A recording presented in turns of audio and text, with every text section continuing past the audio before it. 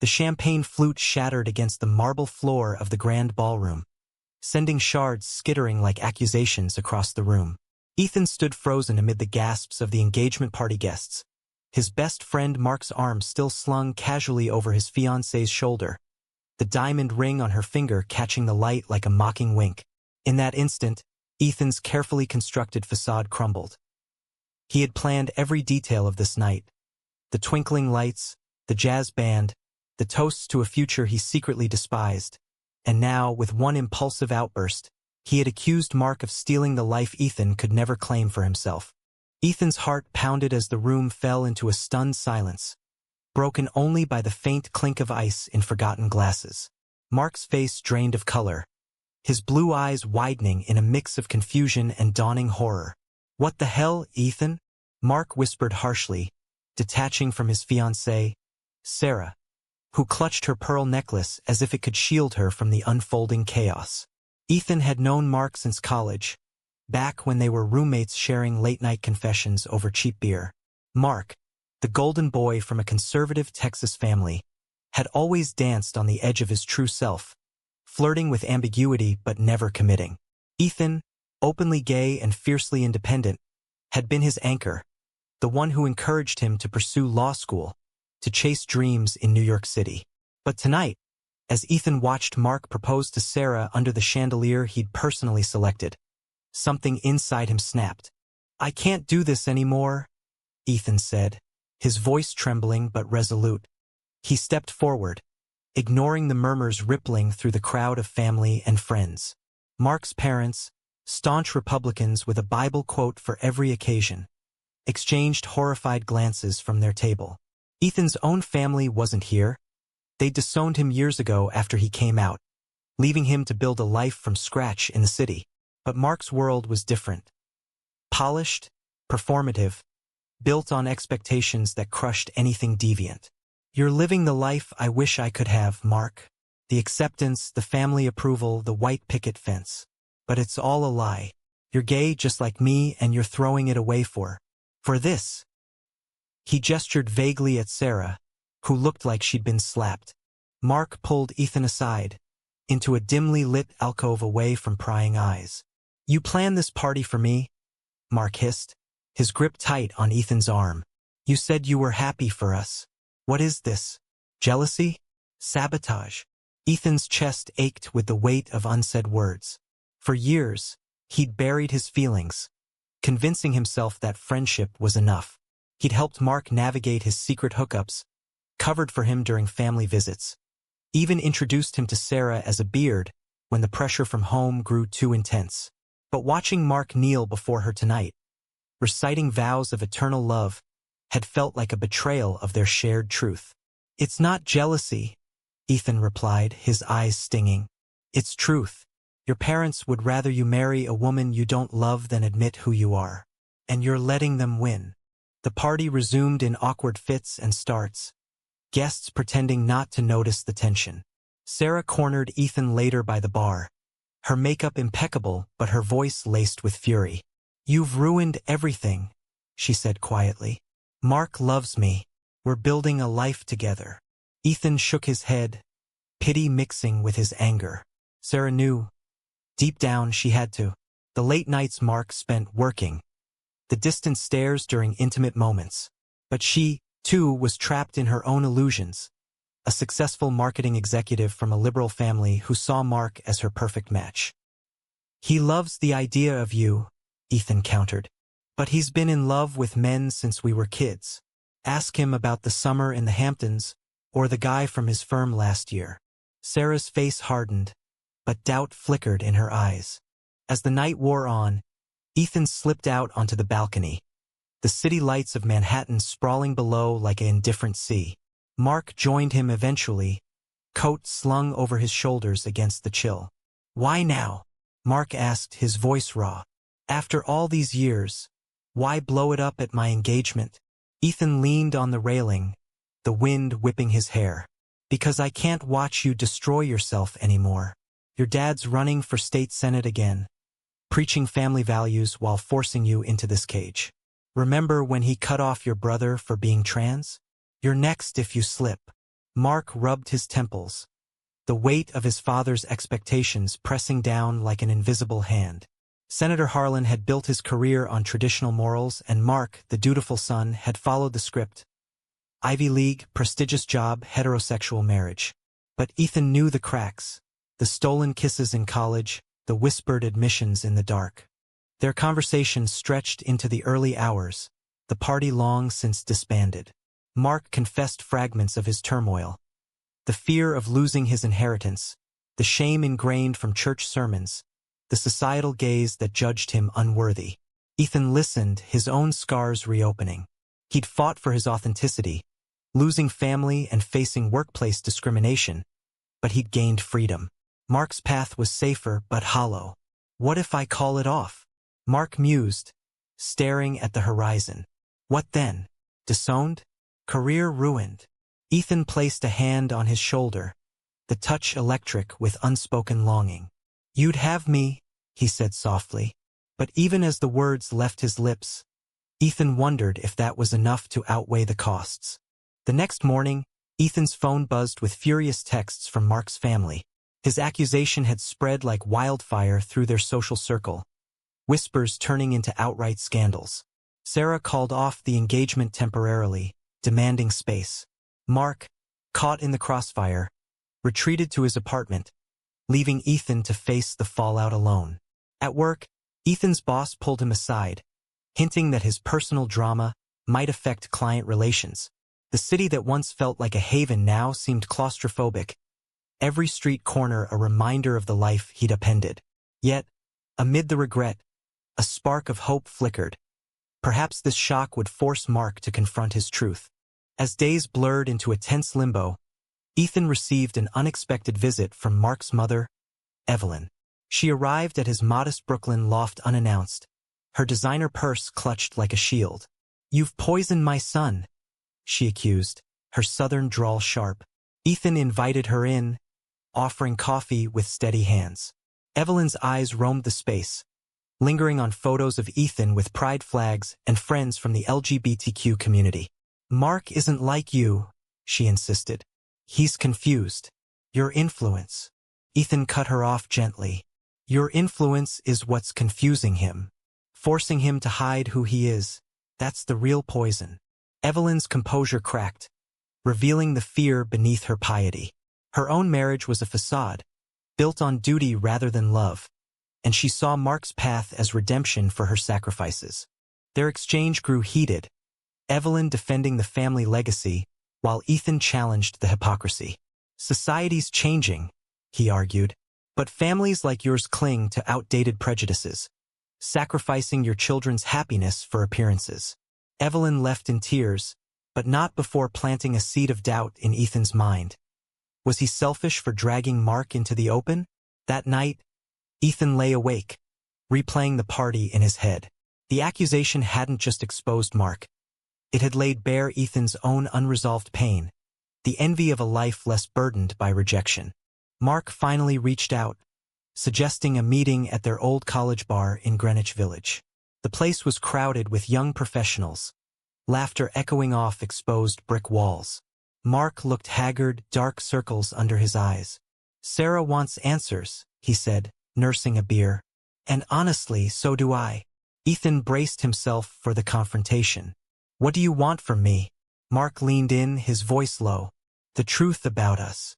Was it ever just friendship?" Ethan's pulse quickened. For years, he'd suppressed the attraction, fearing it would destroy their bond. But now, with everything shattered, honesty felt like the only path forward. The dim glow of neon signs flickered across Mark's face as he waited for Ethan's response, the bar's hum fading into a distant buzz. Ethan took a deep breath, the weight of a decade's worth of unspoken feelings pressing on his chest. "It was always more for me," he admitted, his words cutting through the tension like a knife. "But I buried it because I knew you weren't ready." "Hell, you're still not." Mark recoiled slightly, his fingers tightening around his glass. The confession hung between them, heavy with implications. Around them, couples laughed and flirted, oblivious to the storm brewing at their table. Mark had always prided himself on control, meticulous in his career as a corporate lawyer, calculated in his personal life.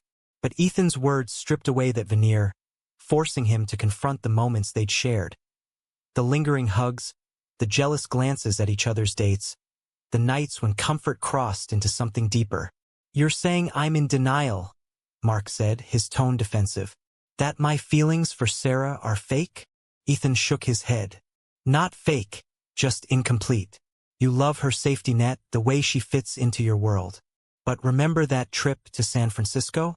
The freedom you felt there, away from your family?" Flashbacks flooded Mark's mind.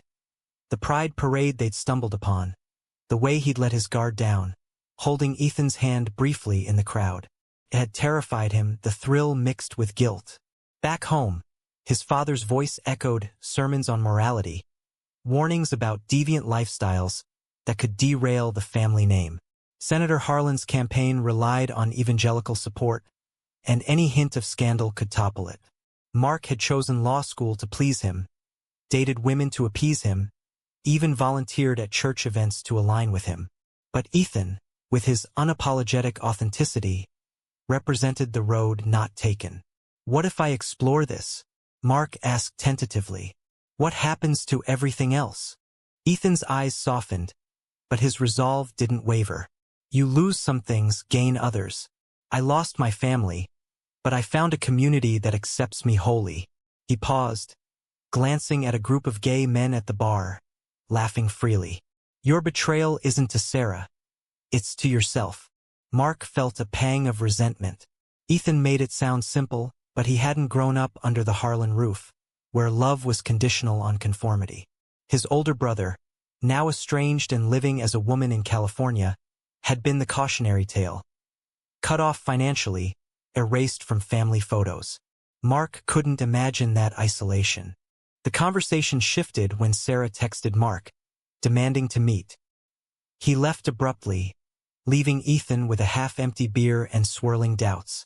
Alone, Ethan wandered the streets, the city's energy a stark contrast to his inner turmoil. He'd pushed Mark toward truth, but at what cost? His phone rang, his coworker, Jamie, checking in. "Heard about the party blow-up," Jamie said sympathetically. "You okay?" Ethan confided partially, omitting the romantic undercurrent. Jamie, openly queer, offered advice. "Sometimes forcing the door open hurts everyone, but staying locked in hurts more." Meanwhile, Mark met Sarah at their upscale apartment overlooking Central Park. She paced the living room, her engagement ring discarded on the coffee table. "Is it true?" she demanded. "What Ethan said?" Mark hesitated, the lie on his tongue tasting bitter. For months, he'd convinced himself that bisexuality meant he could choose the right path. Sarah was kind, ambitious, everything his parents adored. But her touch never ignited the fire that Ethan's proximity did. "I've struggled," he confessed finally, "with attractions to men. But I love you." Sarah's face crumpled. "Love me enough to be honest? Or just enough to use me as cover?" The accusation stung because it mirrored Ethan's. Sarah revealed her own suspicions, the deleted messages, the emotional distance. "I thought it was work stress," she said, tears flowing. "But it's you hiding." The argument escalated, voices rising until neighbors might hear. Sarah accused Mark of cowardice, of dragging her into his deception. Mark defended himself, blaming societal pressures, but deep down he knew she was right. He left the apartment in a daze, crashing at a hotel. There, alone with his thoughts, he scrolled through old photos with Ethan. Graduations, road trips, moments of pure joy untainted by expectations. A text from his father arrived. "Heard rumors. Fix this before it hits the press." The message chilled him, reputation over well-being. The next day, Mark confronted his parents at their Connecticut estate. Senator Harlan, silver-haired and imposing, sat in his study, surrounded by campaign posters. "What's this nonsense about you and that friend of yours?" he boomed. Mark's mother hovered nearby, wringing her hands. Mark laid it out haltingly. His attractions, the confusion, Ethan's role. His father's face reddened. This is a phase. That Ethan boys put ideas in your head. We raised you better. The denial fueled Mark's anger. You raised me to lie, to pretend. My brother's gone because of you. Harlan slammed his fist. Your sister chose sin. Don't follow her. The slip, refusing to acknowledge the transition, ignited Mark. He stormed out, disinvited from family events until he straightened out. Ethan, unaware of the escalating fallout, focused on damage control at work. His firm handled high-profile clients, and whispers of his unprofessional behavior threatened his position. A meeting with HR loomed, citing potential conflicts. Your personal life is bleeding into professional, his boss said sternly. Ethan defended himself. It's about integrity, not drama. But integrity came at a price, possible demotion or worse. That evening, he met friends at a queer support group, sharing anonymized details. Their stories mirrored his: family rejections, societal battles. One man spoke of betraying a friend to stay closeted, regretting it forever. Ethan wondered if he'd become the betrayer. Mark showed up at Ethan's door unannounced, disheveled and desperate. I told them, he said, collapsing onto the couch. Dad's furious. Sarah's packing her things. Ethan poured drinks, a mix of relief and fear washing over him. You did the right thing, he assured. But Mark's eyes searched his. Did I? Or did you push me into this? The accusation hung a reversal of roles. Ethan felt a stab of guilt. Had his outburst been selfless or driven by hidden desires? They talked through the night, dissecting choices. Mark admitted the attraction was mutual, but fear had kept him silent. What now? He asked. Ethan, heart racing, suggested therapy, community support. But the damage was done, relationships fractured, futures uncertain. As weeks passed, the scandal simmered. Mark's firm placed him on leave, citing personal issues. Sarah moved out, filing for emotional distress in a quiet separation. Ethan's social circle divided. Some praised his bravery, others called him destructive. A betrayal emerged when a mutual friend leaked details to a gossip blog, framing Ethan as the homewrecker. The post went viral in their circles, amplifying the pain. Mark confronted the friend, severing ties, but the trust erosion deepened. In a moment of vulnerability, Mark kissed Ethan impulsively during a heated argument. It was brief, charged with years of tension, but they pulled back, aware of the complications. Not like this, Ethan said. Not out of crisis. Mark nodded, the kiss a turning point. Acknowledgement without resolution. They agreed to space, Mark seeking therapy to unpack his identity. Therapy sessions became Mark's lifeline. The neutral office in Midtown a sanctuary from the chaos. His counselor, Dr. Ramirez, a seasoned professional with a gentle demeanor, probed gently. What does authenticity mean to you? Mark struggled to answer, images of his father's disapproving glare clashing with memories of Ethan's supportive smile. Each session peeled back layers, childhood suppressions, adolescent confusions, adult compromises. You've paid a high price for fitting in, Dr. Ramirez observed. Mark nodded, thinking of Sarah's tearful goodbye, the empty apartment echoing with regrets. She'd moved to Chicago for a new job, severing contact after a final, bitter conversation where she accused him of wasting her time. Ethan, meanwhile, faced his own reckonings. At work, the HR meeting resulted in a warning. Keep personal matters private. He threw himself into projects, but the isolation gnawed.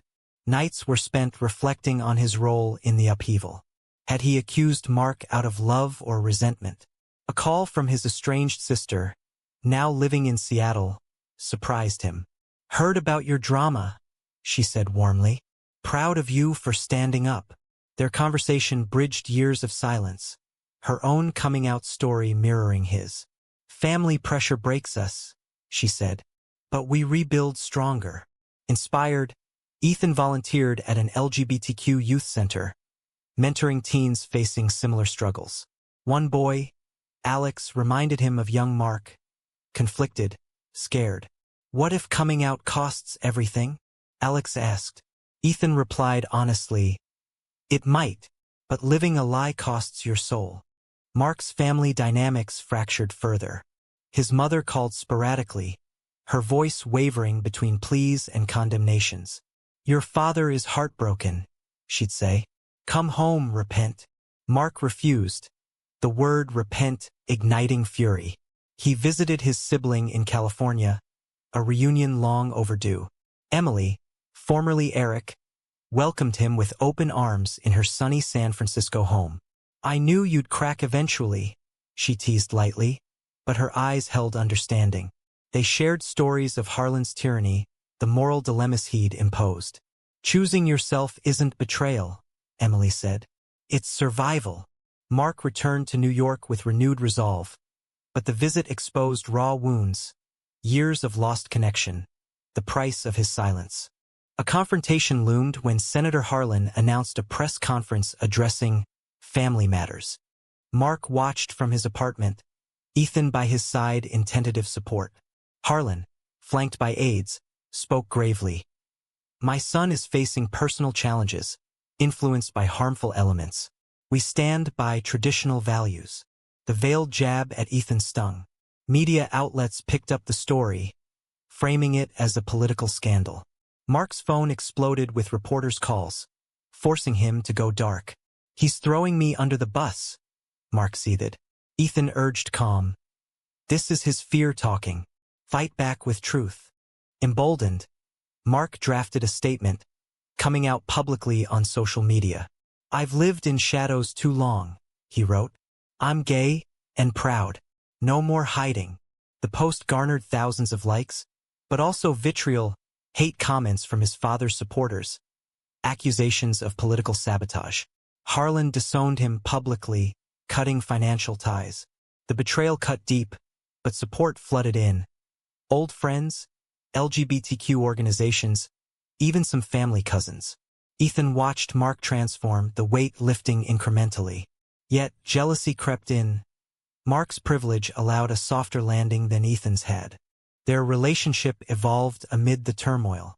Casual coffees turned into deep discussions, boundaries blurring. One evening, over dinner in Ethan's loft, Mark confessed, "I think I love you. Always have." Ethan froze, the words he'd longed for now terrifying. "But at what cost? Your family's gone. Career in limbo." Mark leaned in. "The cost of not loving you was higher." They didn't kiss again, respecting the healing process, but the admission shifted everything. A promise of possibility. Society's prejudices reared uglier heads. Mark lost clients, his firm citing reputational risks. Protests outside Harlan's office targeted Mark as a traitor. Ethan faced backlash too, anonymous threats online, echoing his own coming-out horrors. A mutual friend, once close, sided with Sarah, spreading rumors of Ethan's manipulation. The betrayal stung, fracturing their social network. "People show their true colors," Ethan said bitterly. In therapy, Mark explored moral quandaries. Was marrying Sarah ethical? Hiding his identity justifiable? Dr. Ramirez challenged. Deception protects, but erodes trust. Mark realized his choices had hurt others. Sarah's dreams shattered. Ethan's heart toyed with unintentionally. He reached out to Sarah, apologizing via letter. Her response was curt. "Forgive, but can't forget." The closure was bittersweet. Ethan's mentorship at the center intensified. Alex came out to his parents, facing rejection. Ethan supported him through it, drawing parallels to Mark. "Healing takes time," he advised. But privately, Ethan questioned his actions. Had the party accusation been a catalyst or a curse? A surprise alliance formed when Evelyn contacted Ethan secretly. "Help me understand," she pleaded over coffee.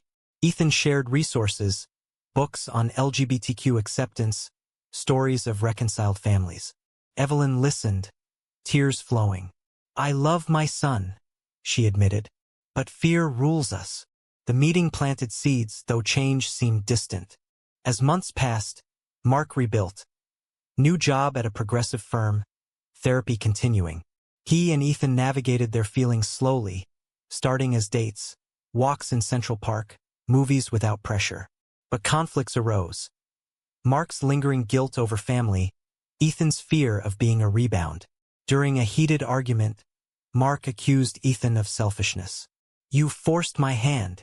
Ethan countered, "I freed you." The fight exposed vulnerabilities, but reconciliation followed, strengthening their bond. A turning point came at a Pride event. Mark spoke publicly, sharing his journey. Ethan stood in the crowd, proud yet reflective. Harlan's campaign suffered, polls dropping amid hypocrisy accusations. Emily reached out to their mother, bridging gaps. Small victories amid ongoing battles. Yet doubts lingered. Mark wondered if full authenticity was worth the isolation. Ethan questioned if love justified the pain inflicted. Their story, once private, now inspired others, but at personal cost. The autumn leaves crunched underfoot as Mark and Ethan walked through Washington Square Park, the air crisp with change. Months after the engagement implosion, their relationship had solidified into something tentative yet profound. Dates evolving into shared routines, confessions deepening trust. But shadows loomed. Mark's estrangement from his father persisted, a gaping wound that festered. "He sent a check," Mark said casually, but his eyes betrayed hurt. "With a note, for your troubles. Like I'm a problem to pay off." Ethan squeezed his hand. "It's his loss. You're building something real." Reality tested them when Mark's new firm faced backlash from conservative clients. Whispers of his lifestyle affecting deals. He pushed through, but the stress manifested in sleepless nights. Ethan, promoted at work after proving his resilience, offered stability. Yet his own demons resurfaced. Flashbacks to his disownment, the loneliness before Mark. "Am I worth all this?" Ethan asked one night, vulnerability raw. Mark pulled him close. "You're worth everything." Their intimacy grew emotional, boundaries respected amid healing. A betrayal struck from an unexpected quarter. Jamie, Ethan's co-worker and supposed ally, leaked confidential emails about Mark's coming out to a rival firm. Motive? Jealousy over Ethan's attention.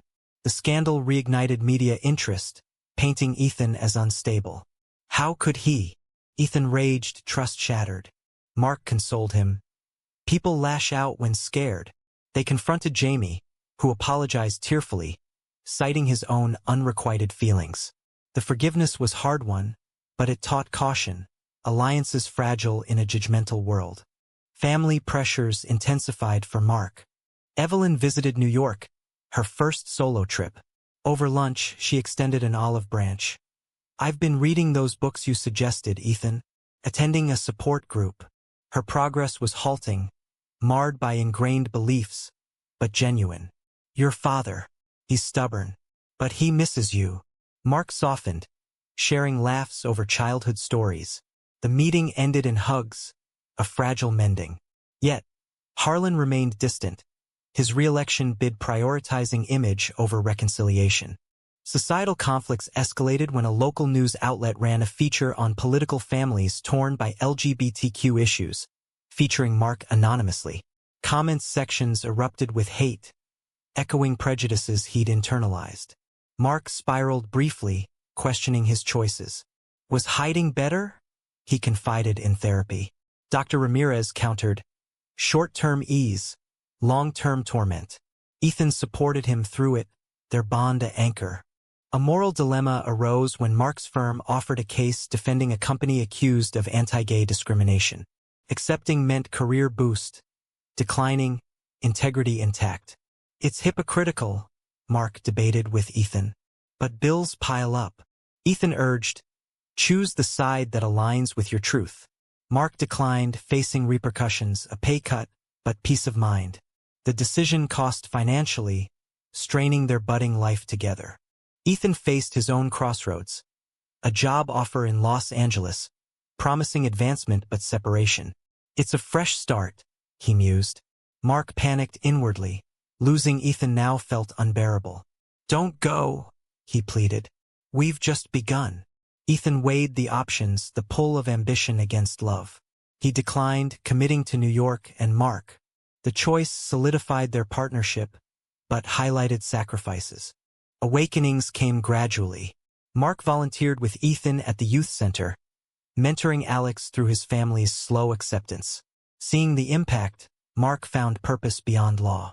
"This is what matters," he said. Ethan nodded, their shared work healing old wounds. But tensions peaked at a family gathering Evelyn organized, a neutral ground dinner. Harlan attended reluctantly, the atmosphere thick with unspoken resentments. "You've embarrassed us," Harlan grumbled. Mark stood firm. "I've liberated myself." Arguments flared on faith, society, rights. Ethan interjected calmly, "Love isn't a sin. Denying it is." Harlan stormed out, but Evelyn stayed, whispering support. The evening exposed irreparable rifts, but planted hope for partial reconciliation. In quieter moments, they reflected on costs. Lost relationships, career setbacks, emotional scars. Was the accusation worth it? Mark asked Ethan one starry night on the rooftop. Ethan pondered, "It hurt, but it awakened us." Their love, forged in fire, felt resilient. As winter approached, Mark proposed a trip to San Francisco, revisiting Emily. The journey symbolized progress, family reunions, pride explorations. En route, they discussed futures, marriage perhaps when ready. But doubts whispered. Society's acceptance uneven, prejudices lingering. Back in New York, a surprise. Harlan reached out via email, terse but open, "Let's talk." Mark hesitated, the olive branch tempting yet suspicious. Campaign ploy? Ethan wondered. Mark agreed to meet, guarded. The encounter at a quiet cafe was charged. Harlan, aged by stress, admitted faults. "I was wrong about your sister. About you." Tears flowed, apologies halting. Reconciliation tentative, boundaries set. Mark returned hopeful, sharing with Ethan. "It's a start." Yet not all healed. Sarah resurfaced, engaged to another, wishing Mark well but with lingering bitterness. The encounter stirred guilt, a reminder of collateral damage. Their story, once turmoil, settled into rhythm, love amidst ongoing battles. But questions remained. Had choices been right? Costs justified? The first snowflakes dusted the city as Mark and Ethan's relationship deepened. Small acts of commitment weaving a safety net against external storms. They moved in together, Ethan's Brooklyn loft transforming into a shared haven with Mark's books mingling on shelves, photos of their journeys adorning walls. But peace was fragile. Harlan's reconciliation proved superficial, conversations skirting depth to avoid conflict. "He's trying," Mark insisted during a tense dinner. Ethan smiled supportively, but inwardly questioned the authenticity. Political winds shifting toward inclusivity, perhaps influencing the change. Professional awakenings continued. Mark pivoted to advocacy law, representing LGBTQ clients, his experiences fueling passion. A high-profile case against workplace discrimination brought fulfillment, but threats, hate mail, online harassment. "This is the price," he told Ethan after a particularly vicious message. Ethan, drawing from his past, fortified their home with security, their bond a shield. "We're in this together," he affirmed. Personal betrayals lingered. The gossip blog leak traced back to a disgruntled ex-colleague of Mark's, motivated by resentment. Confrontation led to legal action, closure hard-earned. Trust rebuilt slowly, circles tightened to true allies. Moral conflicts arose anew when Emily visited, revealing her own struggles, health issues from transition stress, financial strains from family cutoff. Mark grappled with guilt. "If I'd spoken up sooner," Emily reassured. "Your timing was yours." The visit strengthened sibling ties, but highlighted generational damages. Society's gaze intensified with Mark's growing visibility. Interviews requested, his story inspiring youth but attracting critics. A debate on a local talk show pitted him against conservative pundits, arguments echoing Harlan's views. "Choice or nature?" they challenged. Mark responded eloquently, "Love is innate, denial is choice." Ethan watched proudly from home, but worried about burnout. In quieter reflections, Ethan confronted his role. Therapy, which he'd started alongside Mark, unearthed resentments. The envy of Mark's easier path, the pain of unrequited years. "I accused you to force change," he admitted one evening. Mark forgave. "It saved me." Forgiveness deepened their intimacy, decisions now joint. A climactic confrontation unfolded at Harlan's campaign fundraiser. Invited tentatively, Mark attended with Ethan, a bold statement. Whispers followed, but Harlan pulled Mark aside. "This isn't the place." Mark stood tall. "This is who I am." The exchange escalated, Harlan accusing manipulation. Ethan intervened. "He's your son, not a prop." Guests murmured. The event derailed. Harlan later conceded privately, a crack in his armor. Post-event, media frenzy ensued, headlines debating family values. Support surged, donations to LGBTQ causes in Mark's name. But personal toll. Evelyn caught in crossfire, health declining from stress. As spring bloomed, resolutions formed. Mark and Ethan planned a commitment ceremony. Small, symbolic, surrounded by chosen family. Invitations extended to Harlan and Evelyn. A test. Harlan declined politely. Evelyn attended tearfully. A bridge. Alex, the mentee, thrived, his story mirroring hope. "You showed me it's possible," he told them. Yet, scars remained. Lost years, fractured ties, ongoing prejudices. Their love endured, a testament to resilience. In the end, as they stood hand in hand watching the city awaken, one question lingered, sparking endless debate. Was shattering the illusion of a perfect life the ultimate act of love, or the most selfish betrayal? The first snowflakes dusted the city as Mark and Ethan's relationship deepened. Small acts of commitment weaving a safety net against external storms. They moved in together, Ethan's Brooklyn loft transforming into a shared haven with Mark's books mingling on shelves, photos of their journeys adorning walls. Mornings began with coffee rituals, evenings with candid talks dissecting the day's battles. But peace was fragile. Harlan's reconciliation proved superficial, conversations skirting depth to avoid conflict. During a family call, Harlan's voice boomed through the speaker. "Focus on your career, son. Leave the politics." Mark hung up frustrated, Ethan rubbing his back. "He's trying in his way," Mark insisted, though doubt crept in. Professional awakenings continued for both. Mark pivoted to advocacy law at a nonprofit, representing LGBTQ clients in discrimination suits. His first case involved a teacher fired for being gay, mirroring his fears. Hours poured in, victories sweet but exhausting. "This is purpose," he told Ethan after a win. Ethan, thriving in his role, balanced mentorship at the center with supporting Mark. A joint workshop they led empowered youth, their story a beacon. But threats arrived, anonymous emails, doxing attempts from online trolls. "Society's not as progressive as we think," Ethan mused, installing better security. Their bond became a fortress, decisions collaborative. Personal betrayals lingered in memory. The gossip leak's perpetrator faced consequences. A lawsuit settling out of court. Trust rebuilt slowly. Their social circle pruned to loyal friends who celebrated milestones. A housewarming party filled with laughter, toasts to resilience.